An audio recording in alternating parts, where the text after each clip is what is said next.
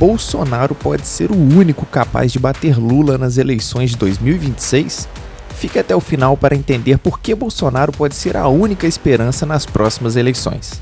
Uma nova pesquisa da Genial Quest, divulgada nesta segunda-feira, mostra que, apesar de liderar as intenções de voto para as eleições de 2026, o presidente Luiz Inácio Lula da Silva enfrenta um cenário cada vez mais desafiador. O levantamento revela que a rejeição do governo tem crescido e que sua vantagem sobre possíveis adversários vem diminuindo. O levantamento aponta que Lula enfrenta o seu pior momento de popularidade desde o início do seu terceiro mandato. A desaprovação ao governo superou numericamente o apoio pela primeira vez, e o descontentamento da população se reflete nos números. Especialistas indicam que a instabilidade na comunicação do governo e a falta de avanços concretos em áreas estratégicas estão gerando crescente desconfiança entre os eleitores. Bom, virando o assunto aqui, pesquisa Genial Quest para a disputa da presidência de 2026. Não estão ouvindo errado não, gente. É uma pesquisa para 2026, disputa eleitoral para presidente da República. Vamos lá aos números da Genial Quest. Lula tem 30%, Tarcísio tem 13%, Gustavo Lima 12%. Marçal aparece com 11%, Ciro Gomes com 9% e Zema e também Caiado com 3% cada. Os indecisos somam 5% e os brancos, nulos ou que não vão votar são 14%, segundo a pesquisa. Lula venceria todos os possíveis adversários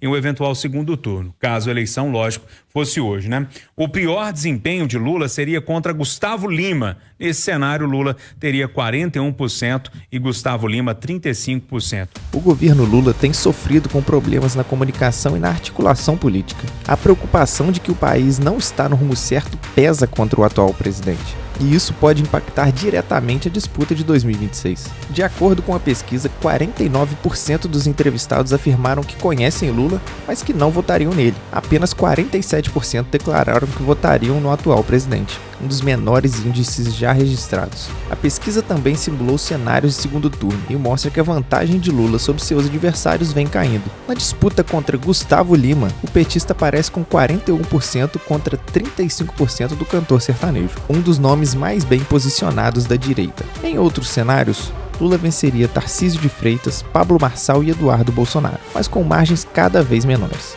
A oposição, apesar de fragmentada, vem ganhando força e pode apresentar um desafio real para o presidente na corrida de 2026. A oposição tem um grande desafio que é se organizar politicamente.